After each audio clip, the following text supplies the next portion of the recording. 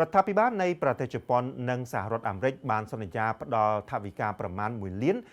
$15,000បន្ថែមទៀតសម្រាប់ការអភិរក្សនិងជួសជុលប្រាសាទបាយ័ននិងប្រាសាទភ្នំបាខែងនៅក្នុងខេត្តសៀមរាបយោងតាមក្រសួងវប្បធម៌និងវិចិត្រសិល្បៈនៅថ្ងៃទី11ខែមិថុនាឆ្នាំ2026ប្រទេសជប៉ុនបានប្រកាសផ្ដល់ថវិកាបន្ថែមចំនួន$90,000ដើម្បីបន្តគម្រោងអភិរក្សនិងជួសជុលប្រាសាទបាយ័នដំណាក់កាលទី7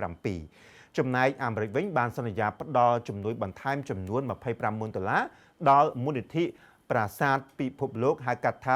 WMF ដើម្បីគាំទ្រដល់ការងារអភិរក្សនិងជួសជុលដែលកំពុងបន្តនៅប្រាសាទភ្នំបាខែងដែលជាប្រាសាទដ៏ចំណាស់របស់ខ្មែរមានទីតាំងនៅចន្លោះប្រាសាទអង្គរវត្តនិងប្រាសាទអង្គរធំ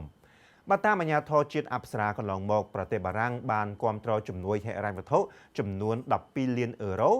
ឬជាង$13,850,000លើគម្រោងអភិរក្សនិងជួសជុលប្រាសាទមេបុនខាងលិចដែលគម្រោងនេះត្រូវបានអនុវត្តរយៈពេល14ឆ្នាំហើយគ្រោងនឹងបញ្ចប់នៅក្នុងខែវិច្ឆិកាឆ្នាំនេះនៅក្នុងសម័យប្រជុំបច្ចេកទេស ICC អង្គរប្រាសាទសម្បូរព្រៃគុកក្នុងខេត្តសៀមរាបចាប់ពីថ្ងៃទី9ដល់ថ្ងៃទី10ខែមិថុនាឆ្នាំ2026លោកជំទាវភឿងសកុណារដ្ឋមន្ត្រីក្រសួងវប្បធម៌និងវិចិត្រសិល្បៈបានលើកឡើងអំពីការព្រួយបារម្ភអំពីផលប៉ះពាល់នៃការប៉ះទង្គិចគ្នាតាមបណ្ដោយព្រំដែនកម្ពុជាថៃមកលើសម្បត្តិវប្បធម៌ជាតិនិងសម្បត្តិបេតិកភណ្ឌពិភពលោក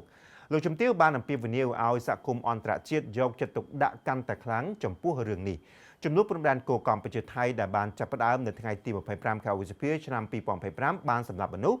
យ៉ាងតិចណាស់150នាក់និងមនុស្សរាប់សិបនាក់ផ្សេងទៀតត្រូវបានជម្លៀសចេញពីផ្ទះសម្បែងនិងធ្វើឲ្យខូចខាតប្រាសាទខ្មែរមួយចំនួននេះបានកាប់ផ្ដាច់ទំនាក់ទំនងការទូតនយោបាយសេដ្ឋកិច្ចនិងការធ្វើពាណិជ្ជកម្មឆ្លងកាត់ព្រំដែនផងដែរ